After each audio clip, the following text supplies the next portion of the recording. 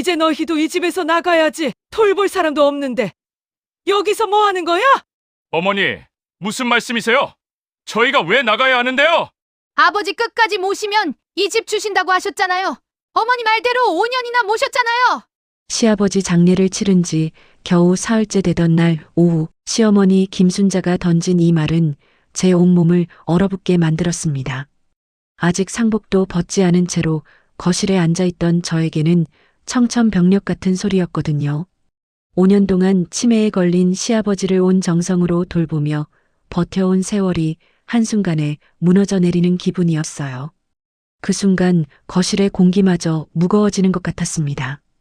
평소에 따뜻했던 김순자의 얼굴은 차갑기 그지없었고 눈빛마저 낯설어 보였어요. 며칠 전까지만 해도 제 손을 잡고 정말 고생 많이 했다. 우리 며느리가 없었으면 어쩔 뻔했니? 하시며 눈물까지 흘리시던 그분이 맞나 싶을 정도였죠. 제 옆에 앉아있던 남편 민수도 당황한 표정을 감추지 못하고 있었어요. 평소에 어머니 말씀을 한 번도 거역해 본 적이 없는 효자였던 민수였지만 이번만큼은 도저히 이해할 수 없다는 듯 입을 벌린 채 김순자를 바라보고 있었거든요. 그 모습을 보니 제 마음이 더욱 착잡해졌습니다. 저는 그 자리에서 지난 5년의 시간이 주마등처럼 스쳐 지나가는 걸 느꼈어요. 시아버지가 처음 치매 진단을 받았을 때의 충격, 30년 다니던 직장을 그만두고 시댁으로 들어왔을 때의 각오, 밤낮 없이 시아버지를 돌보며 지새웠던 수많은 밤들이 말이에요. 대소변을 못 가리게 된 시아버지의 뒤처리를 하며 코를 막고 눈물을 흘렸던 날들, 폭력적으로 변한 시아버지에게 맞으면서도 참았던 순간들, 하루도 제대로 쉬지 못했던 지난 5년의 세월이 한꺼번에 떠올랐거든요. 그 모든 시간들이 허무하게 무너져 내리는 기분이었습니다. 마치 모래성이 파도에 휩쓸려 사라지는 것처럼 말이에요. 가슴이 답답해지면서 숨이 막혔습니다. 손끝이 차가워지고 온몸에 소름이 돋았어요. 시어머니는 마치 아무것도 아닌 일인 양 태연하게 말을 이어갔습니다. 시아버지가 돌아가신 지 사흘밖에 안 됐는데 벌써 저희를 쫓아낼 계획을 세우고 있었던 것 같았거든요.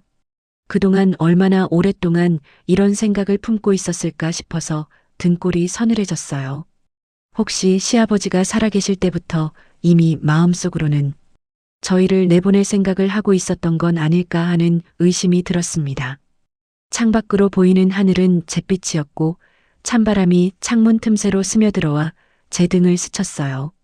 그 순간 저는 깨달았습니다. 5년 전 시아버지 돌봄을 결정할 때 약속했던 말들이 모두 거짓말이었을지도 모른다는 걸 말이에요. 끝까지 모시면 이 집을 물려주겠다던 그 약속 하나만 믿고 모든 걸 포기하고 여기 와서 살았는데 이제 와서 이런 배신을 당할 줄은 꿈에도 몰랐거든요. 제 눈앞이 캄캄해졌습니다. 마치 세상이 통째로 무너져 내리는 것 같은 절망감이 밀려왔어요. 안녕하세요. 저는 58살 이정희입니다. 경상도 작은 도시에서 태어나 성실하고 따뜻한 마음씨로 주변 사람들의 사랑을 받으며 살아온 평범한 여성이죠. 결혼 전에는 은행에서 일했고 결혼 후에도 30년 가까이 한 직장에서 성실하게 근무했던 성실한 사람이에요. 26살에 민수와 결혼했습니다. 민수는 장남이었지만 부모님과 떨어져 살면서 자신들만의 평화로운 가정을 꾸려왔거든요. 딸 수진이 하나 있었고 수진이 대학에 들어간 후에는 부부 둘만의 조용한 일상을 즐기며 살고 있었어요. 정희는 평소 시부모님께 안부 전화도 자주 드리고 명절 때마다 빠짐없이 찾아뵙는 며느리였습니다. 그런 정희의 삶이 완전히 바뀐 건 5년 전이었어요. 시아버지 박영수가 치매 진단을 받으면서부터였죠. 처음에는 가벼운 건망증 정도인 줄 알았는데 병원에서 알츠하이머성 치매라는 진단을 받은 순간 온 가족이 충격에 빠졌습니다. 특히 시어머니 김순자는 하루아침에 세상이 무너진 것처럼 울면서 전화를 걸어왔어요. 정희야, 우리 어떻게 하면 좋겠니? 아버지가 나를 못 알아보신단다. 그때 김순자의 목소리에는 절망과 두려움이 가득했었거든요. 78살의 노인이 혼자서 치매 환자를 돌본다는 건 현실적으로 불가능한 일이었어요. 시동생 민철은 처음부터 요양원을 보내자고 주장했지만 김순자는 끝까지 반대했습니다. 내 눈에 흙이 들어가도 그런 곳에는 보낼 수 없어. 자식된 도리가 그런 게 아니야. 김순자의 완고한 태도 때문에 가족회의는 계속 평행선을 달렸어요. 그러던 중 김순자가 정희에게 제안을 했죠. 서울에 있는 시댁 아파트로 와서 함께 살면서 시아버지를 돌봐달라는 거였어요. 대신 시아버지를 끝까지 모시면 그 아파트를 물려주겠다고 약속했습니다. 정희야, 내가 아니면 안 돼. 다른 사람들은 다 믿을 수가 없어. 내가 와서 아버지 돌봐주면 이 집 너희 앞으로 해줄게. 그 당시 시댁 아파트는 서울 강남구에 있는 40평대 아파트로 시세가 10억 원이 넘었어요. 정희 부부로서는 평생 벌어도 마련할 수 없는 집이었죠. 민수도 몇 년 후면 정년퇴직을 앞두고 있어서 노후 대책이 막막한 상황이었거든요. 하지만 정희가 그 제안을 받아들인 건 돈 때문만은 아니었어요. 시아버지에 대한 마음도 있었거든요. 평소 정희를 친딸처럼 아껴주셨던 시아버지였기에 그분이 아프다는 소식을 듣고 가만히 있을 수가 없었어요. 여보, 우리가 가서 아버지 모시자. 어머니 혼자서는 안 되겠어. 결국 정희는 30년 다니던 은행을 그만두고 시댁으로 들어갔습니다. 수진도 대학교를 졸업하고 취업 준비를 하고 있어서 혼자 살 수 있었거든요. 정희는 새로운 삶에 대한 각오를 다지며 시댁으로 향했어요. 그때만 해도 몇 년만 참으면 될 거라고 생각했었죠. 하지만 현실은 상상보다 훨씬 가혹했습니다. 치매는 점점 악화됐고 정희의 희생은 날이 갈수록 커져만 갔어요. 그래도 시어머니의 약속만 믿고 버텼던 5년의 세월이었는데 이제 와서 이런 배신을 당하게 될 줄은 정말 몰랐거든요. 5년 전으로 거슬러 올라가 보겠습니다. 그해 가을, 시아버지 박영수가 치매 진단을 받은 직후였어요. 온 가족이 모인 자리에서 앞으로 어떻게 할 것인지를 놓고 격론이 벌어졌었거든요. 시동생 민철이 먼저 입을 열었습니다. 형님, 현실적으로 생각해보세요. 아버지 상태가 이런데 집에서 어떻게 돌봐요? 좋은 요양원 알아봐야죠. 민철의 말에는 나름의 합리성이 있었어요. 당시 민철은 자영업을 하고 있었고 아내도 직장을 다니고 있어서 시간적 여유가 없는 상황이었거든요.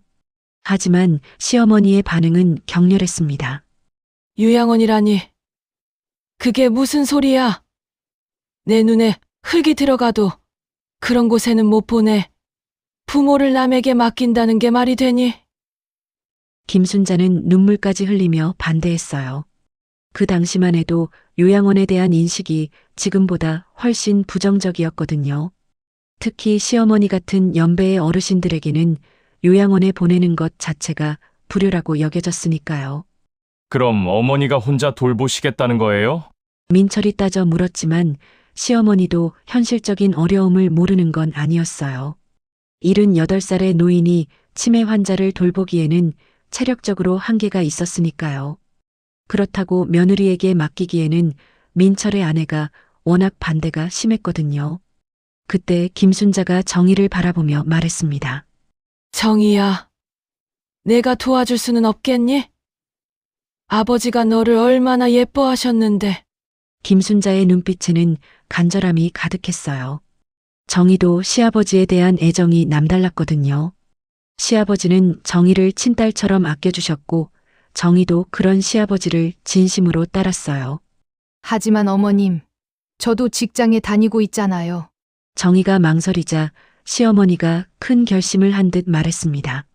정희야, 만약 내가 여기 와서 아버지 끝까지 모셔주면 이 집을 너희한테 물려줄게 진짜야. 그 말을 듣는 순간 거실에 있던 모든 사람들이 놀랐어요.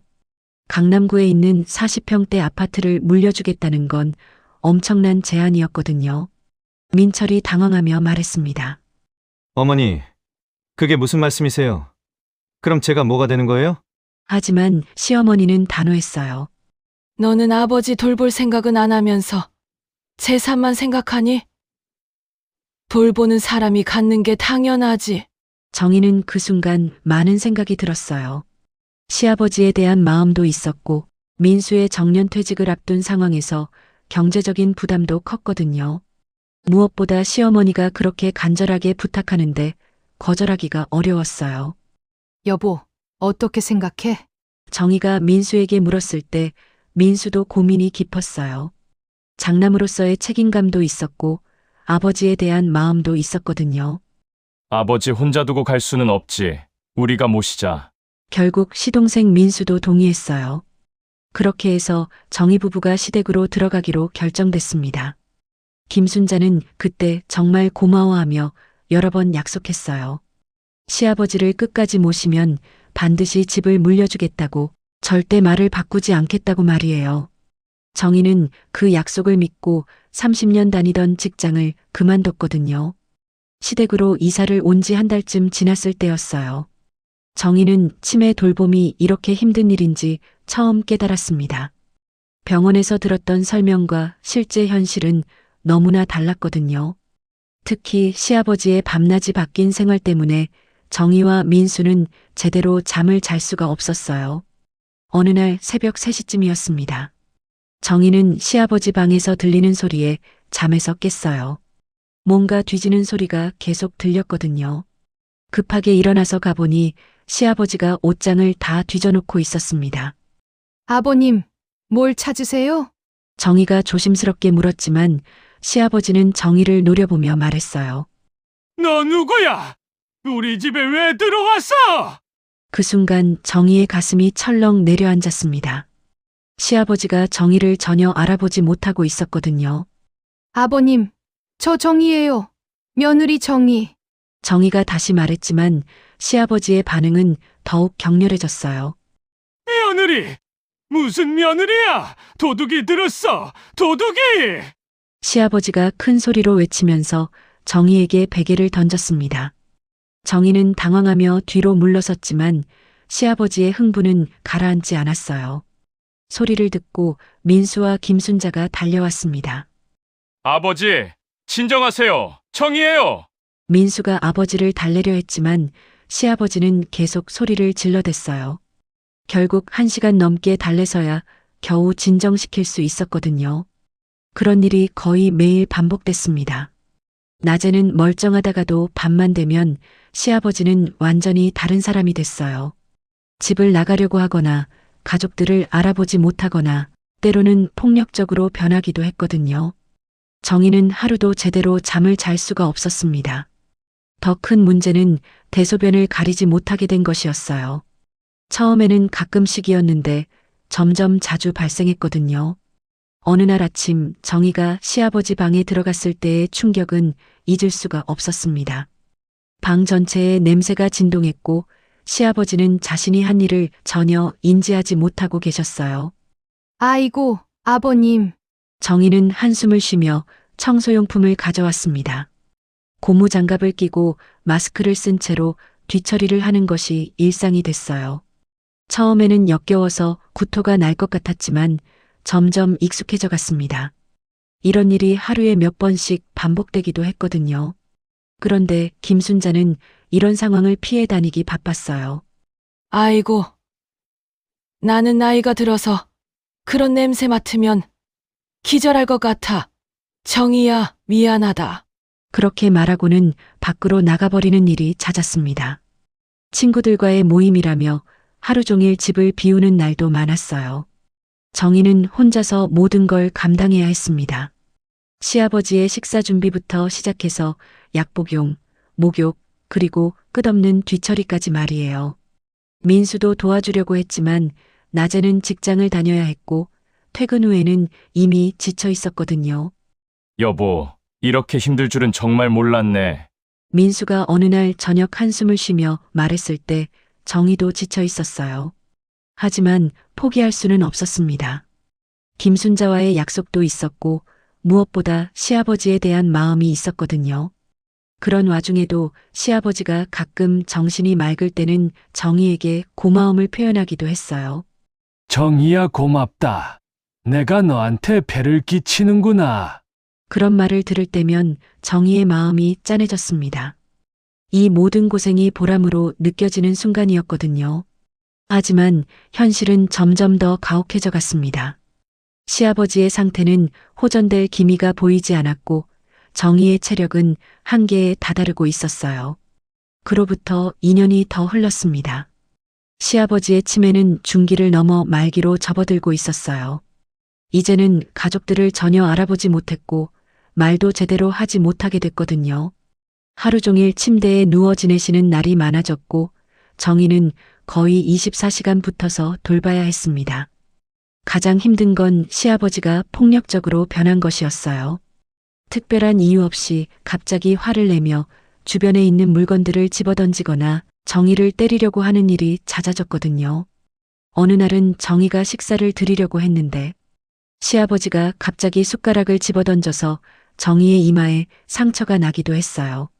그보다 더 심각한 사건이 일어난 건 작년 겨울이었습니다. 정희가 부엌에서 시아버지의 미음을 끓이고 있는데 시아버지가 언제 방에서 나오셨는지 뒤에 서 계셨어요. 정희가 미처 알아채기도 전에 시아버지가 뜨거운 냄비를 만지려고 하셨거든요. 아버님, 안 돼요. 뜨거워요. 정희가 급히 말리려고 했지만 이미 늦었어요. 시아버지가 놀라시면서 뜨거운 물이 담긴 냄비를 정희 쪽으로 기울여 버린 거예요. 팔뚝에 뜨거운 물이 쏟아지면서 정희는 비명을 질렀습니다. 그 순간의 고통은 말로 표현할 수 없을 정도였어요. 응급실에서 치료를 받으며 정희는 처음으로 이런 생각이 들었습니다. 과연 언제까지 이렇게 살 수 있을까 하는 의문이 말이에요. 팔뚝에 남은 화상 자국을 볼 때마다 그날의 아픔이 고스란히 되살아났거든요. 민수도 점점 지쳐가고 있었어요. 직장에서 돌아오면 아버지 돌봄을 도와줘야 했고 밤에도 제대로 잠을 잘 수가 없었거든요. 어느 날 민수가 정희에게 말했습니다. 여보, 나 요즘 회사에서 실수가 너무 많아. 집중이 안 돼. 민수의 얼굴에는 깊은 피로가 배어 있었어요. 그런 와중에도 시동생 민철은 여전히 무관심했습니다. 명절에나 한 번씩 얼굴을 비추는 정도였고 그마저도 한두 시간 있다가 바로 돌아가 버렸어요.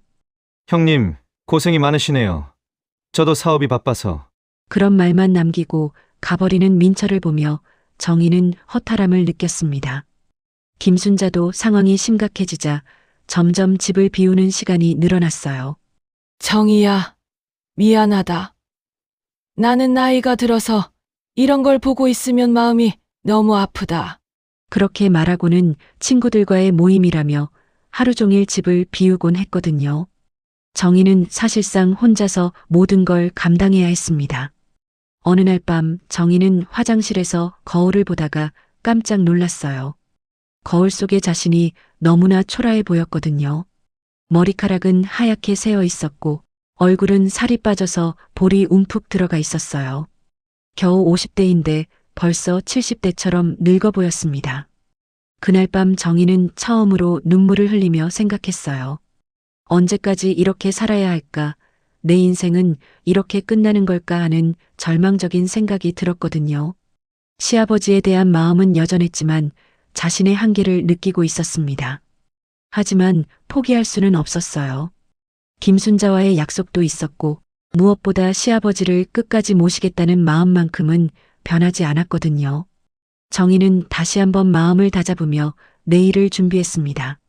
그렇게 5년이 흘렀습니다. 시아버지는 작년 가을 조용히 잠든 채로 세상을 떠나셨어요. 마지막까지 고통스러워하지 않으시고 평안하게 가셨던 게 그나마 위안이었습니다. 정희는 시아버지의 마지막 순간까지 곁을 지켰어요. 5년 동안 한 번도 포기하지 않고 끝까지 모셨다는 것에 대해 스스로 자부심을 느끼고 있었거든요. 장례식 기간 동안 김순자는 정희에게 고마움을 표현했습니다. 정희야, 정말 고생 많았다. 내가 없었으면 어쩔 뻔했니? 진짜 효부야, 효부. 조문객들 앞에서도 정희를 칭찬하며 자랑스러워했어요. 정희는 그런 김순자를 보며 그동안의 모든 고생이 보상받는 기분이었습니다. 민철도 장례식장에서 정희에게 인사했어요. 형수님, 정말 고생하셨어요. 저는 아무것도 도와드리지 못해서 죄송합니다. 그때만 해도 민철의 말에는 진심이 담겨 있는 것 같았거든요. 정희는 이제 모든 게 끝났다고 생각했습니다. 앞으로는 김순자와 함께 평온하게 살면서 시아버지에 대한 그리움을 나누며 지낼 수 있을 거라고 믿었어요. 하지만 장례를 치른 지 사흘 만에 모든 게 바뀌었습니다. 김순자가 갑자기 정희 부부에게 집에서 나가라고 통보한 거예요. 그 순간 정희는 귀를 의심했습니다. 5년 동안 약속했던 말들이 모두 거짓말이었다는 걸 깨달았을 때의 충격은 말로 표현할 수 없었어요. 어머니, 저희가 뭘 잘못했다는 거예요? 정희가 떨리는 목소리로 물었지만 김순자의 대답은 더욱 충격적이었습니다. 제대로 못 모셨으면서 무슨 소리야? 솔직히 말하면 서운한 일이 한두 개가 아니야. 정희는 그 말을 듣고 온몸에 힘이 빠지는 걸 느꼈어요. 5년 동안 자신이 어떻게 살았는지 김순자가 정말 모르는 걸까요? 하루도 쉬지 않고 시아버지를 돌봤고 자신의 모든 걸 희생하며 살았는데 이런 말을 들어야 한다니 억울함이 복받쳐 올랐습니다. 더욱 가슴 아픈 건 민철의 태도였어요. 며칠 후 시동생 민철이 집에 찾아와서는 김순자 편을 들었거든요. 형님, 어머니가 불편하다고 하시는데 이제 그만 내려가시는 게 어떨까요? 민철의 말에는 조금의 미안함도 없었어요. 오히려 당연하다는 듯한 태도였거든요. 민철아, 우리가 5년 동안 아버님 집 들어와서 뭘 했는지 너도 알잖아. 아버지 모시려고 직장도 그만두고 여기 온 거야. 민수가 억울함을 토로했지만 민철은 냉정했습니다. 그건 형님이 선택한 일이잖아요. 이제 아버지도 안 계시는데 계속 여기 있을 이유가 있나요? 정희는 그 순간 온 세상이 무너져 내리는 기분이었어요. 지난 5년 동안의 모든 희생이 한순간에 무의미해지는 것 같았거든요. 시아버지를 정성껏 모셨다는 자부심마저 산산조각 나버렸습니다. 김순자는 심지어 이런 말까지 했어요. 애초에 너희가 제대로 모셨으면 아버지가 그렇게 빨리 돌아가셨겠니? 뭔가 부족했던 거야. 이 말을 듣는 순간 정희는 정말 기가 막혔습니다. 5년 동안 온 정성을 다해 모셨는데 이런 말을 들어야 한다니 도대체 자신이 뭘 위해 그렇게 살았는지 모르겠더라고요. 정희는 그날 밤 잠을 이루지 못했습니다. 지난 5년의 시간들이 주마등처럼 스쳐 지나갔어요. 시아버지의 대소변을 치우며 눈물을 참았던 날들, 폭력을 당하면서도 참았던 순간들, 자신의 모든 걸 포기하며 살았던 세월들이 모두 헛된 일이었나 싶어서 가슴이 찢어질 것 같았습니다. 결국 정희 부부는 시댁에서 쫓겨나다시피 나와야 했습니다. 5년 동안 살던 집을 떠나는 그날, 정희는 뒤도 돌아보지 않았어요. 김순자도 민철도 배웅조차 나오지 않았거든요. 마치 정희 부부가 없었던 사람들인 것처럼 말이에요. 새로운 전세집을 구해서 이사한 후 정희는 다시 직장을 구했습니다. 5년의 공백이 있었지만 다행히 작은 회사에서 일할 기회를 얻었어요. 민수도 새로운 직장을 찾았고 비록 전보다는 적은 월급이었지만 두 사람이 함께 일하니 생활하는 데는 무리가 없었습니다. 그렇게 1년 반 정도가 흘렀을 때였어요. 어느 날 저녁 정희가 퇴근해서 집에 있는데 김순자에게서 전화가 왔습니다. 1년 반 만에 처음 받는 전화였거든요. 정희는 처음엔 받을까 말까 망설였지만 결국 전화를 받았어요. 정희야, 나야 잘 지내니? 김순자의 목소리는 예전과 달리 힘이 없어 보였습니다. 정희는 담담하게 대답했어요. 네, 잘 지내고 있어요. 김순자는 잠시 말을 멈췄다가 다시 입을 열었습니다. 정희야, 미안하다. 그때 내가 너무했나 보다. 하지만 정희의 마음은 이미 돌이킬 수 없을 만큼 상처받은 상태였어요. 어머니, 이제 와서 그런 말씀하셔도 소용없어요. 저희는 이제 각자 사는 게 좋겠어요. 정희의 목소리에는 더 이상 원망도 없었습니다. 그냥 무덤덤했을 뿐이었어요. 김순자는 계속 말을 이어갔습니다. 정희야, 사실은 민철이와 사이가 안 좋아졌어. 집도 팔아서 민철이 집 근처로 이사했는데 자꾸 돈 달라고 하고 며느리는 나한테 구박만 해. 김순자의 목소리에는 후회와 서러움이 섞여 있었어요. 정희는 그 말을 들으면서도 별다른 감정이 들지 않았습니다. 이미 예상했던 일이었거든요. 민철이 어떤 사람인지 정희는 5년 동안 지켜보며 충분히 알고 있었으니까요. 그럼 요양원에 가시는 게 좋겠네요. 어머니가 그렇게 반대하시던 요양원 말이에요. 김순자가 당황하며 말했습니다. 정희야, 그런 소리 하지 마. 나 이제 혼자 살기가 힘들어. 건강도 안 좋고. 김순자는 자신의 처지를 설명하며 도움을 요청했지만 정희의 마음은 이미 굳어 있었어요. 어머니, 저희는 이미 어머니한테 필요 없는 사람들이라고 하셨잖아요. 그때 그 말씀이 맞았어요. 정희는 차분하게 말했습니다. 이제 와서 다시 필요하다고 하시면 저희가 어떻게 받아들여야 하나요? 김순자는 울먹이며 사정했습니다. 정희야, 내가 잘못했어. 그때 내가 정신이 없어서 그랬나 보다. 다시 한 번만 기회를 줘. 하지만 정희는 단호했어요. 어머니, 기회는 이미 드렸어요. 5년 동안 최선을 다했는데 어머니가 그걸 인정해 주지 않으셨잖아요. 정희는 전화를 끊기 전에 마지막으로 말했습니다. 어머니, 이제는 도련님이 모셔야 해요. 어머니가 그렇게 사랑하시는 둘째 아들이 어머니를 돌봐드릴 거예요. 그리고 전화를 끊었습니다. 민수도 정희의 결정을 지지했어요. 당신이 오라. 이제는 우리 인생을 살자. 그로부터 또 한 해가 흘렀습니다. 정희는 딸 수진으로부터 소식을 들을 수 있었어요. 김순자가 결국 요양원에 들어갔다는 소식이었거든요. 민철과의 갈등이 심해져서 더 이상 함께 살 수 없게 됐다고 했습니다. 엄마, 할머니가 요양원에서 많이 우신대요. 자꾸 엄마 얘기를 하신다고 하던데. 수진이 조심스럽게 말했지만 정희는 담담했습니다. 그렇구나. 할머니가 건강하게 지내시면 다행이야. 정희의 마음에는 더 이상 원망도 미움도 없었어요. 그냥 안타까울 뿐이었거든요. 정희는 새로운 직장에서 인정받으며 일하고 있었습니다. 5년의 공백이 있었지만 성실함과 책임감으로 동료들의 신뢰를 얻었어요. 무엇보다 오랜만에 자신만의 시간을 가질 수 있게 된 것이 가장 큰 변화였습니다. 퇴근 후에는 민수와 함께 산책을 하거나 영화를 보며 젊은 시절 못 누렸던 여유를 만끽했어요. 민수도 새로운 직장에서 열심히 일하며 활기를 되찾았습니다. 여보, 우리 이제 정말 자유로워졌네. 민수가 어느 날 저녁 정희의 손을 잡으며 말했을 때 정희도 고개를 끄덕였어요.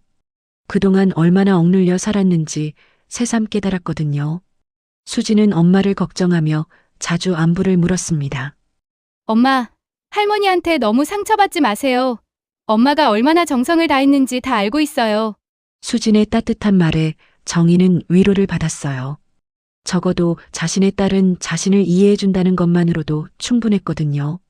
어느 봄날 정희는 혼자 공원을 산책하며 지난 일들을 되돌아봤습니다. 5년 동안의 희생이 헛되지 않았다는 생각이 들었어요. 비록 김순자에게는 인정받지 못했지만 시아버지를 끝까지 모셨다는 것 자체가 의미 있는 일이었거든요. 그리고 그 경험을 통해 진정한 가족의 의미가 무엇인지 깨달았습니다. 가족이란 혈연관계만으로 이어지는 게 아니라 서로를 이해하고 배려하는 마음으로 만들어지는 것이었어요. 김순자나 민철처럼 이기적인 마음으로는 진정한 가족이 될 수 없다는 걸 깨달았거든요.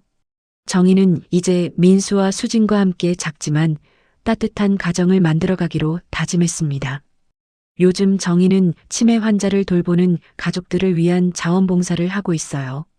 자신의 경험을 바탕으로 다른 가족들에게 조언을 해주고 힘든 시간을 버틸 수 있도록 도와주고 있거든요. 정말 힘드시겠지만 포기하지 마세요. 나중에 후회하지 않을 거예요. 정희의 말에 많은 가족들이 힘을 얻고 있습니다. 오늘도 정희는 민수와 함께 저녁 산책을 나섰습니다. 5년 전에는 상상도 할 수 없었던 평범한 일상이지만 지금의 정희에게는 너무나 소중한 시간이에요. 하늘을 올려다보니 구름 한 점 없이 맑고 푸른 하늘이 펼쳐져 있었습니다. 정희는 그 하늘을 보며 미소를 지었어요. 진정한 행복이 무엇인지 이제야 알 것 같다는 생각이 들었거든요.